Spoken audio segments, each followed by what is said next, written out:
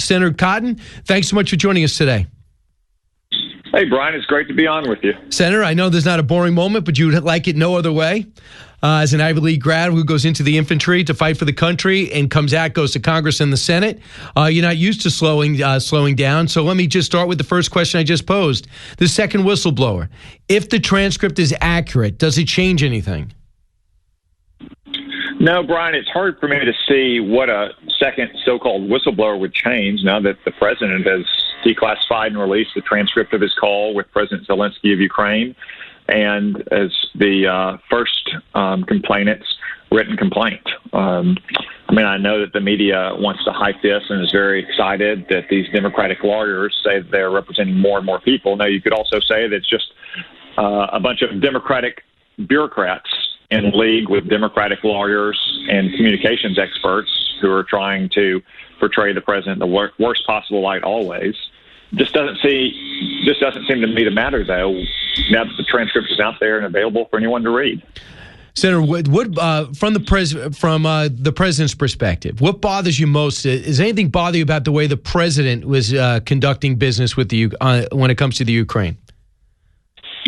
Brian, I have to say, I just don't see what the Democrats see in terms of an impeachable offense here.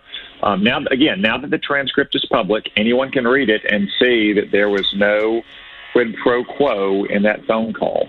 The president did not ask President Zelensky to do anything improper. He asked him to cooperate with U.S. law enforcement. He certainly didn't do anything related or even say anything related to U.S. military aid to Ukraine.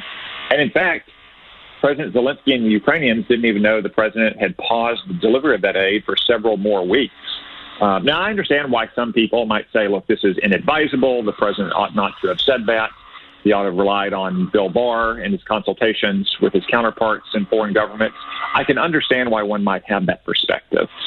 What I don't see is how one could say, given the facts we know now, that this is an impeachable offense less than a year away from a presidential election.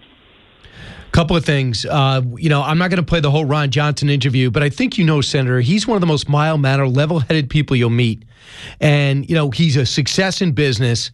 And when he hopped on with Chuck Todd, I guess he thought that Senator Johnson was ready to flip like Mitt Romney is and couldn't go along with what the president was doing. But it turns out he stands much like you. Wouldn't have done it. You probably wouldn't have done it, but you understand this is not impeachable. Listen to what John Brennan said, cut 14. Clearly, Senator Johnson is running scared of Donald Trump, as are the other Republican senators, because if they say anything against him, he comes after them with a vengeance. So he is the typical bully, and so now I have become, being pilloried as an example of the deep state. So are you afraid of President Trump? I think that Democratic partisans like John Brennan and Andy McCabe and Jim Comey are the ones who are afraid of President Trump, and in particular afraid of Bill Barr. Bill Barr said from the very beginning of his time in office that there was spying on the Trump campaign, and he's going to get to the bottom of whether that was appropriately predicated under U.S. law. That's one reason why he's been consulting with his counterparts in places like Australia and Italy and the United Kingdom.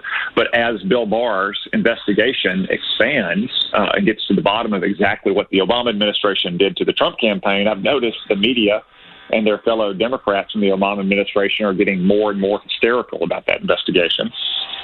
I noticed that too. To see a host go on the way Tim Russert used to host that show on Meet the Press, very rarely could tell that he worked for Patrick Moynihan. For the most part, I just felt like there was a guy that needed to get to the bottom of the story. And I'm listening to Chuck Todd scream at Ron Johnson.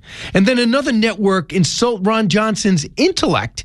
The guy's he's a self-made multimillionaire who decides in his last years he'd want to give back to the country.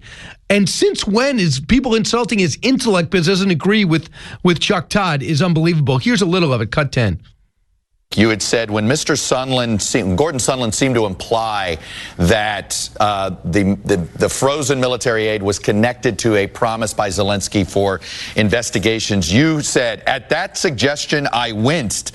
Why did you wince, and what did you mean by those two things combined? Well, let me first, before I start answering all the detailed questions, let me just talk about why I'm pretty sympathetic with what President Trump has gone through. A false accusation. By the way, you've got John Brennan on. You ought to ask Director Brennan, what did Peter Strzok mean when he texted Lisa Page on December 15, 2016. Senator, quote, can we? Senator, no, Chuck, let me finish. What does this have to do with leaking like Ukraine? Mad, scorned and what does this have to do with Ukraine? It has everything to do with Ukraine. And he went on. And he said, that's everything, because he talked about having something behind the scenes in case Trump won. And he did. And these people got fired, and they don't want to admit it. How do you deal with that? Yeah, Brian, I guess the Democrats and the media were fine with targeting your political opponents for investigations and using foreign governments to assist in that effort, as long as it was the Obama administration targeting Donald Trump and his campaign and his administration. But as soon as Bill Barr said he's going to get to the bottom of what the Democrats did, as I mentioned earlier, they get in high moral dudgeon. Look, what's happening right now is normal and it's appropriate. When there's an investigation the United States government is conducting, as Bill Barr has said publicly for months, he's reviewing the evidence that started this counterintelligence investigation of the Trump campaign, and we believe that a foreign government may have information useful to it. The Attorney General, and if necessary, the President, speaks to their counterparts in that foreign government and asks for their cooperation. I have to bring it to something I know you don't agree with the president on, just because I know you and we've discussed this. Last night about 11 o'clock, it seems like the Defense Department was blindsided when the president decided to withdraw all troops from northern Syria ahead of the Turkish incursion and turn over all our captured ISIS fighters to Turkey. Senator Cotton, as a guy who fought in that region, what's your reaction? Well, Brian, I don't have all the facts about what the president is planning to do or what he discussed with Erdogan, the president of Turkey. Obviously, if we focus on what our core interests are, one of the most important interests is that those prisoners that are being held in northern Syria not be released. The president's right that we've struggled to get European nations to take back their nationals and either try them in a civil court or a military court. I certainly hope that President Erdogan has given him a firm commitment that if he comes into possession of those prisoners, he's not going to let them go. The second thing we don't want is for Iran to expand its footprint inside of Syria in a way that threatens our interest or threatens Israel's interest. Again, I don't know exactly what President Erdogan, President Trump have agreed to, but that's the second thing that we want to focus on as a core matter. In general, the Syrian Democratic Forces, the Kurdish group in northern Syria, fought very effectively with us from 2014 to 2018 to defeat ISIS.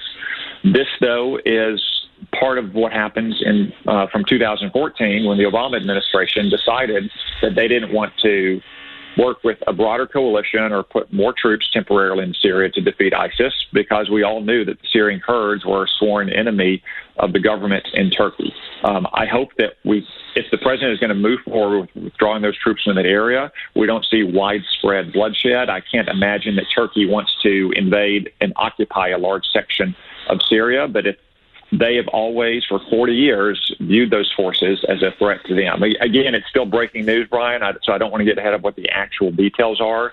But those are how I see the core interests, making sure that those ISIS prisoners are not released, making sure that Iran does not expand its footprint inside the region. What message does it send to the Kurds who would not have destroyed the caliphate without them, that we're going to leave them?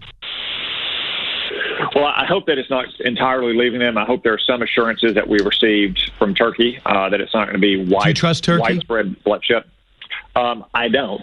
Not until we verify the commitments that they may have made to the president. Turkey has long viewed the Syrian Kurds as a terrorist supporter of an internal terrorist-associated group of Kurds inside of Turkey. That's just a fact. It was a fact when the Obama administration decided to work with the Syrian Kurds 5 years ago.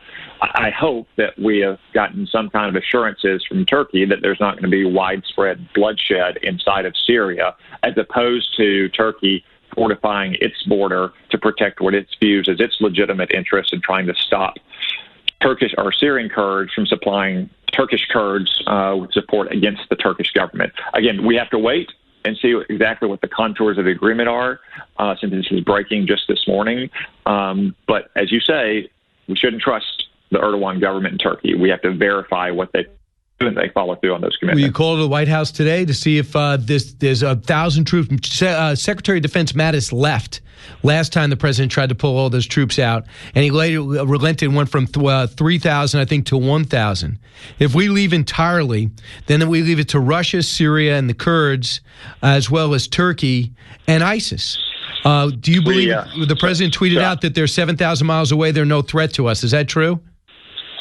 Well, unfortunately, Brian, ISIS or Al-Qaeda or other terrorist groups can always be a threat to us, whether they are. They were a threat to us in Afghanistan when they planned and launched the 9/11 attacks from there. Now, remember, Syria is a large country, and those troops are not all concentrated in one place. We also have a small garrison on the Iraqi border, which is on the land route between Iran and Lebanon, the way they resupply Hezbollah. That's why I say that the details right now are still unclear. We will be consulting with the administration to see exactly what they've agreed to with President Erdogan, the consultations they've had with the government in Iraq as well as the government in Israel, because, again, we don't want those prisoners to be released. We don't want Iran to get a secure foothold inside of Syria to threaten our other partners in the region, especially Israel.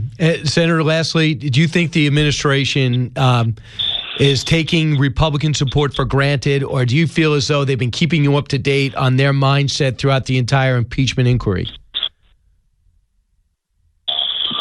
Brian, I do. I will say that the Congress has been in obsession since most of this work, so folks are traveling around their states or traveling around their world, so it's a little bit harder to work in concert in these times.